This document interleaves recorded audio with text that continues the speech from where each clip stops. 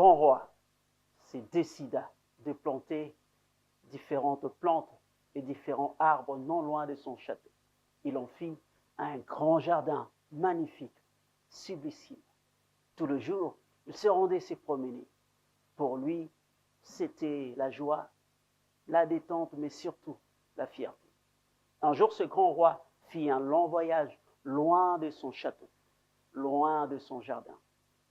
Dès son retour, il accourt se promener dans son jardin comme il le faisait toujours. Mais malheureusement, il trouva que les plantes s'étaient desséchées. Les arbres aussi s'étaient desséchés. Ne comprenant rien, il partit voir le palmier et lui demanda « Mon ami, je t'avais laissé en très bonne santé, qu'est-ce qui s'est-il passé ?» Le palmier lui répondit « Ô roi, je regardais mon voisin ici, le manguier, et je me suis dit « Jamais je ne pourrai produire de fruits aussi juteux et sucrés que la mangue. » J'ai commencé à me décourager et c'est comme ça que j'ai commencé à me dessécher. Le roi partit voir le manguier. À la même question, le manguier lui répondit « Ô roi, je regardais mon voisin, le rosier, et je me suis dit « Jamais je ne produirai un aussi bon parfum et jamais je n'aurai une telle beauté. » Je me suis découragé et c'est comme ça que j'ai commencé à me dessécher. Le roi posa la question cette fois-ci au rosier. Lui aussi, il répondit « Ô roi, j'ai regardé le palmier et je dis jamais je n'aurai une telle hauteur et jamais je ne produirai un aussi grand ombrage. » Je me suis découragé et j'ai commencé à me dessécher. Tous les arbres, toutes les plantes répondaient de la même manière. Ils s'enviaient les uns les autres, ils se décourageaient et c'est comme ça que le jardin s'était desséché. Mais le long de son parcours, le roi remarqua une petite fleur. Contrairement aux autres, elle était en très bonne santé, elle était resplendissante. Le roi lui demanda, comment se fait-il que tout le jardin se dessèche et que toi, tu sois en très bonne santé?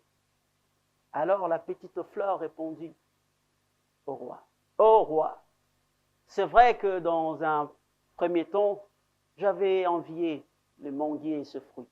J'avais envié le rosier pour son parfum et sa beauté. J'avais envié le palmier.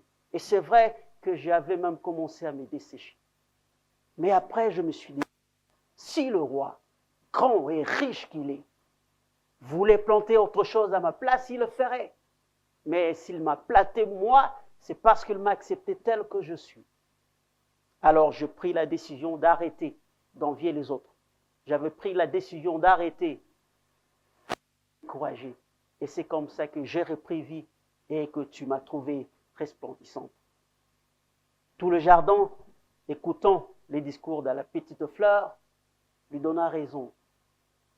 Et tous s'arrêtèrent de s'envier les uns des autres, tous s'arrêtèrent de se décourager, et au bout d'un moment, le jardin reprit vie. Le jardin reprit sa splendeur et sa beauté. Tu es peut-être ce jardin qui s'est desséché, à force d'envier les autres, pour ce qu'ils sont, pour ce qu'ils ont, à force de se décourager pour la vie. Mais par ce contre, je voudrais te dire ceci. Arrête d'envier les autres. Arrête de te décourager.